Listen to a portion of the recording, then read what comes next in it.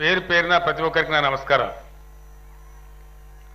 Time లేదు, నేను ఖమ్మం పోవాలి, ఖమ్మం నుంచి మళ్ళీ హైదరాబాద్ కూడా పోవాలి, ఎలక్షన్ల సమయం కాబట్టి.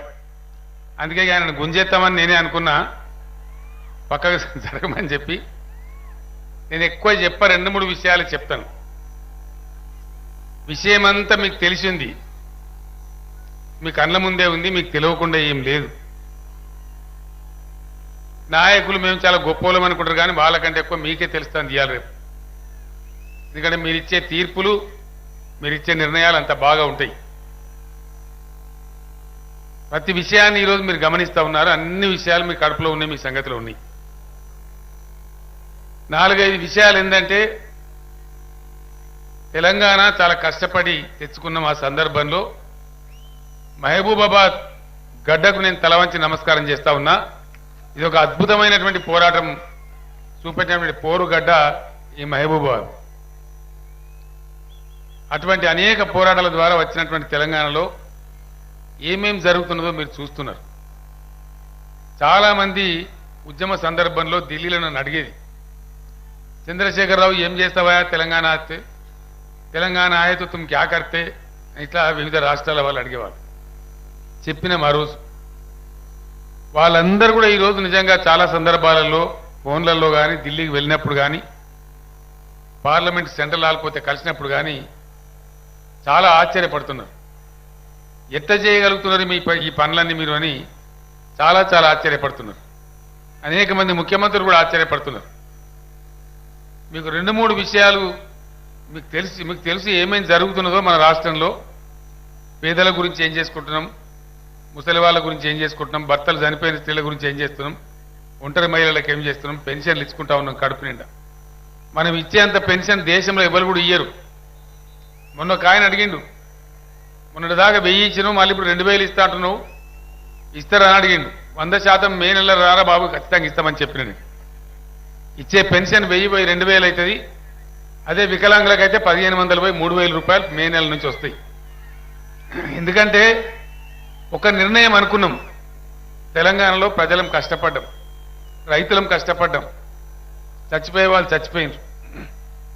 అది ఏది ఏమైనా సరే పేద ప్రజలు ఖచ్చితంగా కడుపు నిండా అన్నం తినాలి. బిర్యానీ తినకుండా మంచిదే, కానీ పప్పో పులుసో 2 పూటలు గ్యారంటీ తింటాం, మాకు బాధ లేదన్నటువంటి ఒక భరోసా, ఒక ఆసరా ఉండాలనేది మన ఉద్దేశం తీసుకున్నాం. దానికోసమే ఎవరన్నా అడిగినా అడగకపోయినా, నన్ను ఎవ్వరు అడగలే, ఒంటరి ఆడవాళ్లకు, ఒంటరి మహిళలకు పెన్షన్ ఇవ్వని నాకు ఎవరు డిమాండ్ పెట్టలే. చర్చ చేసినాం మేమే, ఎమ్మెల్యేలు కావచ్చు, ఎంపీలు కావచ్చు, మంత్రులు కావచ్చు, మాకు మేమే చర్చ చేసి ఇది న్యాయం ఇయ్యాలే అని ఇచ్చేసినాం. తుమ్మల నాగేశ్వరరావు గారు పాలేరు ఎమ్మెల్యేగా ఉన్నప్పుడు అక్కడ బోధకాలు, ఆ మోదకాలు అంటాం మనం, ఆ బోధకాలు వ్యాధిగ్రస్తున్నారు. ఇది కూడా వీళ్ళకి ఇయ్యాలి న్యాయం అనేటువంటి మాట చెప్తే అక్కడ కూడా వాళ్ళకు కూడా ఇచ్చినాం. ఎక్కడ ఎవరికి అవసరం ఉంది అని భావిస్తే వాళ్ళకి సంక్షేమం చేసుకుంటూ ముందుకు పోతా ఉన్నాం. రైతుల గురించి దేశంలో ఏ దేశంలో కూడా లేదు, ఏ రాష్ట్రంలో లేదు ఇండియాలో. ఎందుకంటే తహసీల్ రకం వసూలు చేయడానికి తహసీల్దార్ వస్తే రైతులు పారిపోయేది. ఇలా తహసీల్ రకం లేదు, మనమే ఉల్టా ఎకరానికి 4000 చొప్పున పంటకి ఇస్తా ఉన్నాం. ఈ మే నెల తర్వాత 1000 రూపాయలు పెంచినాం. పంటకు 5000 చొప్పున ఎకరానికి 10,000 రూపాయలు రైతు బంధు వస్తుంది. ఇచ్చిన మాట ప్రకారం 3-4 కిస్తీలలో 1,00,000 రూపాయలు రైతుల రుణమాఫీ కూడా చేస్తాం, తప్పకుండా చేస్తాం. ఆ 1,00,000 రూపాయలు రుణం ఉన్నోళ్ళు నేను ఓపెన్గా చెప్తా ఉన్నా, మేమేం దాయలేదు. ఎందుకంటే మీరు ఎంత పాల మనసు, ఇంత గొప్పవాళ్ళు, ప్రజలు ఎంత చక్కగా ఉంటారంటే, కాంగ్రెస్ పార్టీ వాళ్ళు మేము 2 లక్షలు మాఫీ చేస్తామని చెప్పింది, కానీ మీరు నమ్మలే. మేము 1,00,000 మాఫీ చేస్తామని చెప్పినాం. వాళ్ళకి వేయలే ఓట్లు, టీఆర్ఎస్కే వేసినారు. కారణం ఏంటంటే మాట మీద ఎవరుంటారో తెలుసు కాబట్టి మీరు ఆ బాట పట్టినారు. ఇప్పుడు మీ అందరికీ నేను మనవి చేస్తాను, 3-4 కిస్తీలలో మీకు ఎటువంటి ఇబ్బంది లేకుండా గతం కంటే కూడా ఇంకా మంచి పద్ధతిలో ఇప్పుడు దాన్ని మనం క్లియర్ చేసేద్దాం. దాని మీద ఎవరు రంది పడద్దు, అవసరం లేదని చెప్పి నేను మనవి చేస్తా ఉన్నాం. అన్నింటిని మించి ఈ ప్రాంతం మహబూబాబాద్ ఎందుకు జిల్లా చేయవలసి వచ్చింది? ఒక మహబూబాబాద్ కాదు, భూపాలపల్లి జిల్లా చేసుకున్నాం, మహబూబాబాద్ చేసుకున్నాం, కొత్తగూడెం చేసుకున్నాం. ఈ మధ్య డిమాండ్ వస్తే చందులాల్ గారు మా మిత్రులు కావచ్చు, ములుగు ప్రజలు కావచ్చు, అందరు అడిగితే ములుగును కూడా జిల్లా చేసినాం. ఇంత చిన్న ఏరియాలో ఎందుకు 4 జిల్లాలు చేసినారు అని కొంతమంది నన్ను అడిగినారు. దానికి ప్రత్యేకమైన కారణం ఉంది. ఇదంతా కూడా గిరిజనులు ఎక్కువగా కేంద్రీకృతమై ఉన్న ప్రాంతం. చాలా ఎక్కువ సంఖ్యలో ట్రైబల్స్ ఉన్నారు. వీళ్ళు బాగుపడాలంటే వాటిగా డంబాచారం కొడితే డైలాగులు కొడితే కాదు. తీయగా పుల్లగా మత్తుగా మాట్లాడచ్చు. అట్లా మాట్లాడితే పని కాదు. నిజంగా కూడా చాలా ఫోకస్గా పని జరగాలంటే అనుకున్నది అనుకుంటే జరగాలంటే ఆ గిరిజనుల బతుకులలో నిజమైన వెలుతురు రావాలంటే ఖచ్చితమైన నిర్ణయంగా పని జరగాలి. పరిపాలన చాలా సమీపానికి రావాలి వాళ్ళకు. ఆ దృష్టితోనే ప్రత్యేకంగా 4 జిల్లాలు పెట్టుకున్నాం. పెట్టింది ఆశామాషిగా తమాషకు పెట్టలే. మీరు చూస్తారు, దాని ఫలితాలు మీరు అనుభవించబోతారు. అన్నిటిని మించి మీరు ఇది బ్యాక్వర్డ్ ప్రాంతం కాబట్టి నాకు నాయకులు అంతా చెప్తా ఉన్నారు. కవిత కూడా తన ఉపన్యాసంలో అడిగింది. చాలా వెనుకబడ్డ ప్రాంతం కాబట్టి మహబూబాబాద్ జిల్లా కేంద్రమైంది కాబట్టి ఇక్కడ మెడికల్ కాలేజీ కావాలని కోరుతా ఉన్నారు. 100% దాన్ని పెట్టిస్తామని మనవి చేస్తా ఉన్నా. దానిలో ఎటువంటి డౌట్ అవసరం లేదు. ఈ ప్రాంతం కూడా అన్ని విధాల అభివృద్ధి కావాలి. అన్నిటిని మించి ఈ ప్రాంతాన్ని పట్టి పీడించే సమస్య గతంలో అయితే చాలా బాధపడ్డం. తాగునీళ్లకు సాగునీళ్లకు రెండింటి కూడా బాధ ఉండేది. తాగునీళ్ల సమస్య మిషన్ భగీరథతో తీరిపోతా ఉంది. దగ్గర దగ్గర 98% కంప్లీట్ అయింది ఆ స్కీము. కొంచెమే ఉన్నాయి, 5-10 గ్రామాలట్లో ఉన్నాయి. అవి కూడా ఈ ఏప్రిల్ నెలాఖరు నాటికి మొత్తం కూడా కంప్లీట్ కాబోతా ఉన్నాయి. మీ కళ్ళ ముందరనే ఉన్నాయి. కొన్ని ట్యాంకుల నిర్మాణం ఉంది, అవన్నీ దగ్గర పడుతున్నాయి. ఏప్రిల్ నెల తర్వాత బ్రహ్మాండంగా ప్రతి ఇంటికి నల్లాతో సహా అందరికి నీళ్లు వస్తాయి. ఆ సమస్య శాశ్వతంగా పోయింది. కరెంటు బాధ పోయింది. మునుకున్న కరెంటు కోతలు ఇప్పుడు లేవు. ఇక ముందరికి కూడా కరెంటు కోతలు రానీయం. ఫ్రీ కరెంట్ ఇస్తాం వ్యవసాయానికి. 24 గంటలు ఫ్రీ కరెంట్ రావాలి. వస్తేనే రైతులు బాగుపడతారు. ఖచ్చితంగా ఇస్తాం. దాని గురించి కూడా మీరు రందిపడే అవసరం లేదు. అదే పద్ధతులలో రైతు బంధు ఇస్తాం, రైతు బీమా కొనసాగిస్తుంది ప్రభుత్వం. 24 గంటలు ఫ్రీ కరెంట్ ఇస్తుంది. వట్టిగానే కాదు, రేపు రైతుల పంటలకు కూడా గిట్టుబాటు ధరలు రావాలంటే తెలంగాణ మొత్తాన్ని పంట కాలనీల కింద విభజించుకోవాలి. ఏ ఏరియాలో భూమిని బట్టి వాతావరణాన్ని బట్టి పంటలు ఏవైతే మేలుగా పండుతాయో అధికారులు మీకు చెప్తారు. రైతు సమన్వయ సమితి మిత్రులు మీకు చెప్తారు. దాన్ని ఫాలో కావాలి. అయితే నిర్ణీతమైన పంటలే పండిస్తాం కాబట్టి ధరలు మనం పండించే పంట ఆన్ డిమాండ్ అమ్ముడుపోతుంది. మార్కెట్లలో పోయి మనం పరిశానవుడు కాదు.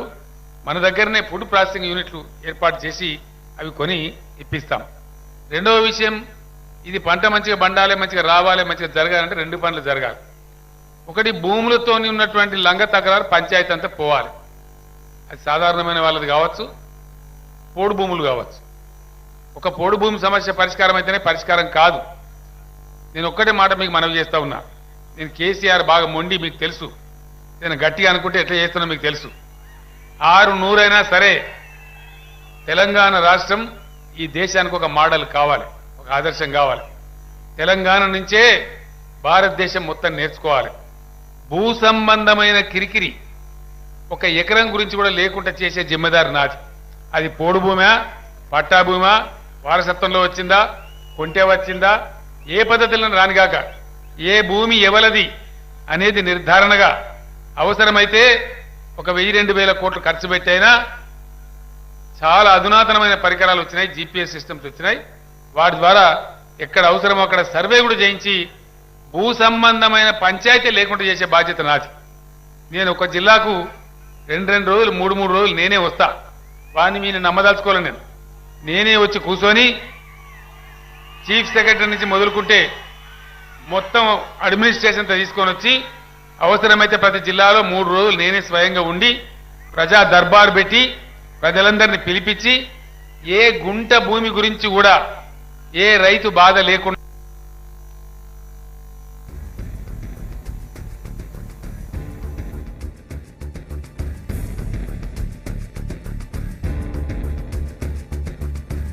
లేదు. ఇప్పటిదాకా మన చట్టాలలో లేదు.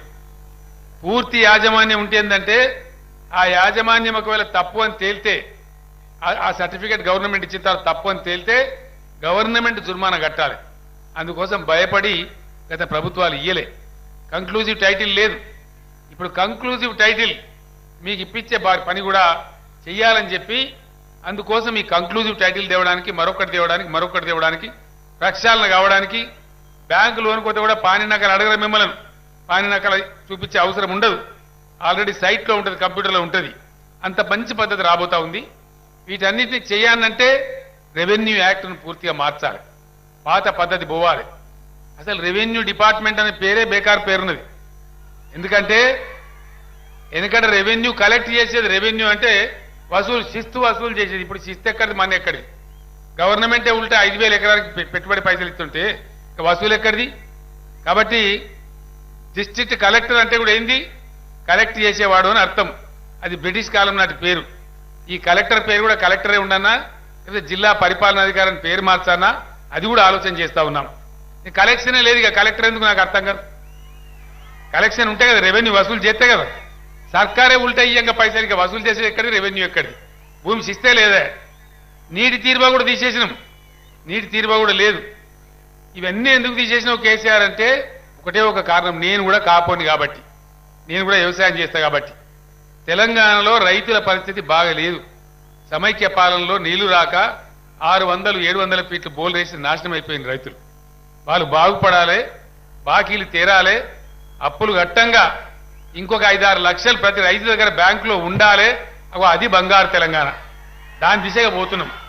అందుకోసమే ఫ్రీ కరెంటు, అందుకోసమే పెట్టుబడి, అందుకోసమే రైతు బీమా, ఇవన్నీ కూడా దానికోసమే. కాబట్టి అందుకోసమే రైతు సమన్వయ సమితిలు, అందుకోసమే పంటల గిట్టుబాటు ధరలు ఇప్పించే ఫుడ్ ప్రాసెసింగ్ యూనిట్లు.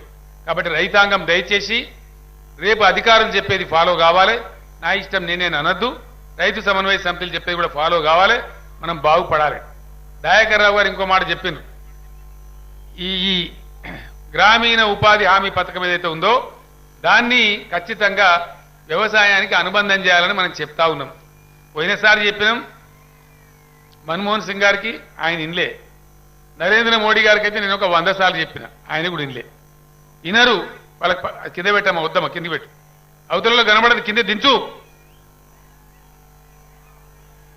ఈయనకి చెప్తే ఈయన కూడా ఇన్లే. ఇనరు. వాళ్ళు పెడచెవున పెడతారు.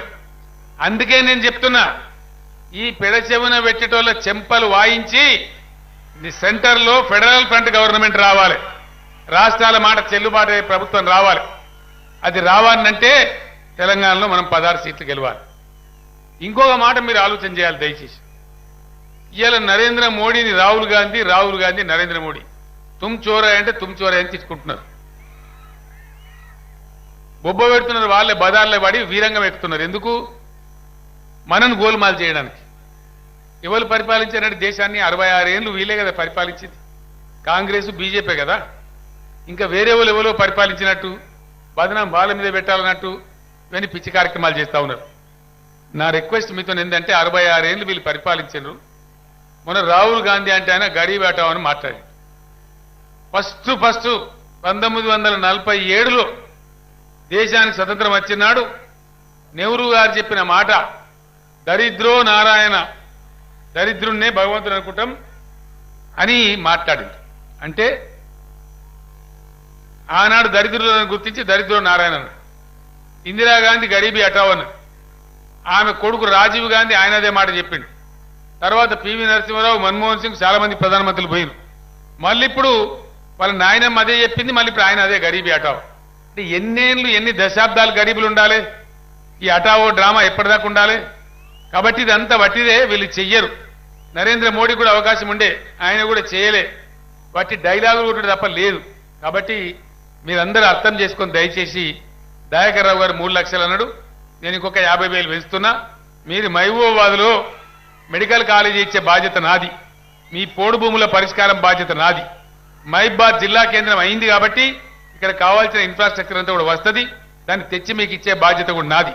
కాబట్టి దయచేసి నా ప్రార్థన మా అక్క చెల్లెళ్లకు, మా అన్నదమ్ములకు అందరికి కూడా, నాకు చాలా ఇంతమంది వచ్చారు, మీరు నిజంగా ఇంత ఎండలబడి చాలా విషయాలు చెప్పానని ఉన్నది. కానీ ఖమ్మం పోవాలి, మళ్ళీ తర్వాత హైదరాబాద్ కూడా వెళ్ళాలి. ఇది ఎన్నికల సమయం. నేను 3 రోజులు ఏదైతే ఇక్కడనే ఉండడానికి వస్తానో ఆ టైంలో ప్రతి వాళ్ళను కలిసే ప్రయత్నం చేస్తాను. ప్రతిరోజు 2-3 గంటలు ప్రజల్నే కలిసి అన్ని దరఖాస్తులు తీసుకొని అన్ని సమస్యలు కూడా పరిష్కారం చేసుకుందాం. నా బిడ్డ కవితను ఆశీర్వదించండి, దీవించండి.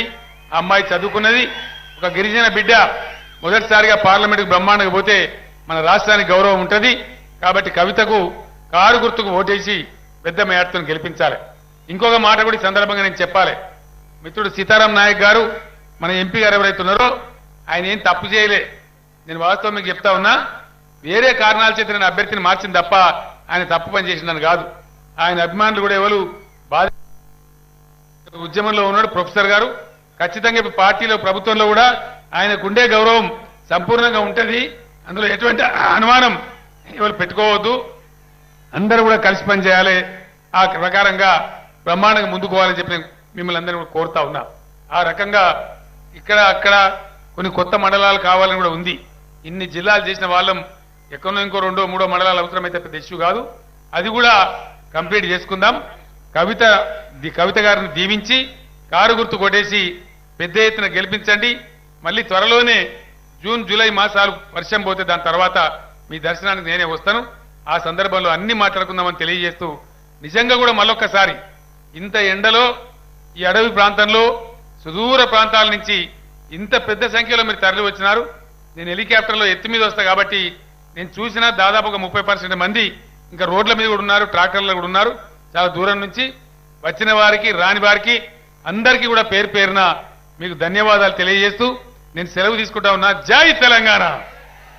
కారు గుర్తుకే, కారు గుర్తుకే. జై తెలంగాణ. ధన్యవాదాలు. Thank you.